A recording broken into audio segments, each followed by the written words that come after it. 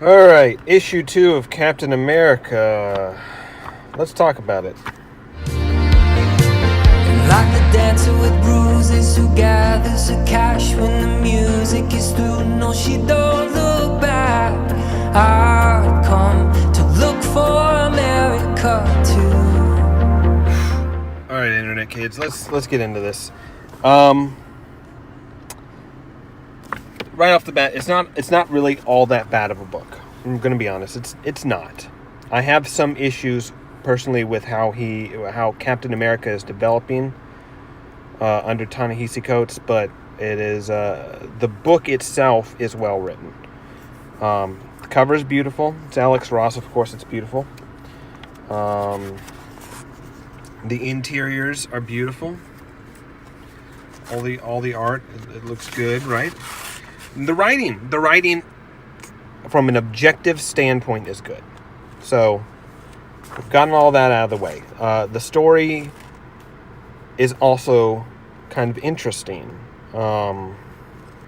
Where I am having a little bit of concern, and I mentioned it in a previous video that I'll link below, but my concern is that Ta-Nehisi Coates doesn't understand what makes Steve Rodgers tick or why he does what he does. I could end up being wrong. I'm gonna give it another issue or so, but I'm not so sure I am. So Steve Rodgers is, but he's kind of reminiscing, going back through what's going on. And spoilers for not only this book, but everything from Civil War II up to this point. Essentially what happened is Cosmic Cube, Steve Rodgers was old. He was an old Captain America. Cosmic Cube, at an hour of need, gave him powers back. But what it did is it trapped good Steve Rodgers' essence or psyche within itself and changed him into Hydra Steve Rodgers, who was a guy who believed he was always an agent of Hydra, and that strength is the most important aspect to a person's character, essentially. And under that guise, Captain America took over the country, putting Hydra in power with him at the top. And there was essentially a civil war that was fought over it. No, take that back. That was a secret. Was it Secret Empire? That was Secret Empire. That was after Civil War. Holy smokes, man! We've gone through a lot of events. So let's move on. After Civil War II, then there was Secret Empire, in which Hydra rose up, took over the country, almost basically took over the world, with Steve Rodgers, Hydra Cap, in charge. And that ended with the Cosmic Cube recognizing that she'd made a mistake. Kobik was her name, and she released the essence of the real Steve Rodgers, and he jumped out and he does what he does, and he punched the bad guys in the face. Some would say he punched the Nazis in the face, but Hydra, whatever. He punched a version of himself. All you need to know out of that is original Captain America is back, and Hydra Cap is locked away in a secret SHIELD facility. But the problem is that's left the country and the world broken, right? No one, as it says in the beginning, no one trusts the government. And the government doesn't trust Steve Rodgers, and no one also... So no one trusts anybody. The people... Look, what does it say? The people and the government no longer trust him. Nobody... But it goes further than that. Nobody trusts anybody. And that's not entirely true. Some people do trust that Captain America is back, but there's conspiracies running around that maybe you can't know, right? You can't know because they look identical. Because they both are still existing. I think they've locked up bad Captain America Steve Rodgers simply so they could use him at some point in time if they ever need to.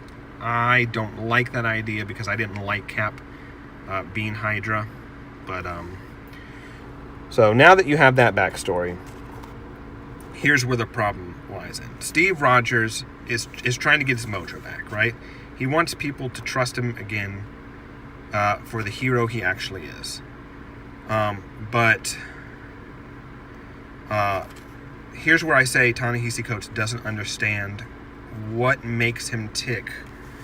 Because, he's talking about how it was different back when everybody served and during the drafts and whatnot. And service made every boy a man and every man a hero. And he said no one wanted to be a man more than me. So the thesis that is being put forward is the reason Steve wanted to go into the military, and namely the super soldier program, is because he didn't want to be the boy who stayed a boy. He wanted to be a man, and he didn't see himself as a man. But his country told him that if you want to be a man, you've got to serve your country. That's what men do. From a broad philosophical perspective, I can understand where that thesis comes from. From a narrow Steve Rodgers perspective, I believe it's incorrect. Steve Rodgers did not join the military and did not want to become a super soldier. I don't even know that he was gunning to be a super soldier to begin with. He just wanted to serve. Why did he want to serve? It's not because he was worried about people looking down on him as a boy. I think more about it's the right thing to do. And Steve would have felt wrong, if he didn't try. I'm going to show the clip from Captain America, because that's going to explain exactly much better who Steve Rodgers is. Come on, you're kind of missing the point of a double date. We're taking the girls dancing. You go ahead. I'll catch up with you. You really gonna do this again? Well, it's a fair. I'm gonna try my luck. As who, Steve from Ohio? They'll catch you. Worse, they'll actually take you. Look, I know you don't think I can do this. This isn't a back alley, Steve. It's war. I know it's a war. Why are you so keen to fight? There's so many important jobs. What do you want to do? Collect scrap metal Yes. in my little red wagon? Why not? I'm not going to sit in the factory, Bucky. Bucky, come on. There are men laying down their lives. I got no right to do any less than them. That's what you don't understand. This isn't about me. So yeah, that's it. My major problem is Steve Rodgers wanted to serve his country and his people because it's the right thing to do. He doesn't like bullies, and he wants to stand up against bad guys because it's the right thing to do to stand up against bullies and bad guys. Doesn't have anything to do with him feeling inadequate as a person, other than he wanted to make sure he could do his part to the best of his abilities. But Steve Rodgers, in a lot of ways like Clark Kent, does the right thing because it's the right thing to do. There aren't overarching motivations. And to some people, that's boring because they don't understand how a person can be so pure-hearted. But that's who he is. He does the right thing because that is what you're supposed to do. You're supposed to do the right thing. When you're supposed to protect innocent people, because the right thing to do is to protect innocent people. You're supposed to do it's like the reason you don't litter. You shouldn't. Hold on. Goodness gracious. It's like you're not supposed to litter, right? Not because there's a law that says, hey, don't litter, that's bad, but because it is wrong to litter. You should pick up after yourself. You should take care of the world that you love and the place you love. That's just being a good person. So if you see trash, you pick it up, you put it in the trash can. Why? Not because anyone should tell you to do it, but because it's the right thing to do. That's who Steve Rodgers is. He does things. I'm pointing at Kobik, by the way, when I'm saying Steve Rodgers. But he does things because it is the right thing to do. So with all that, I'm concerned that Ta-Nehisi Coates doesn't understand. Because I have friends who don't understand it. They don't understand people who do the right thing because it's the right thing. They feel like there needs to be some manipulative motivation underneath. But the reason Steve does it is because his parents instilled in him good values. So that's essentially it. The book is, again, it's not bad. It's just slightly concerning. I guess we'll see in issue 3 if it gets any worse. But yeah, I don't know whether you should pick it up or not. You might want to wait and see how it plays out. Quite frankly, so here's the last thing I'll say.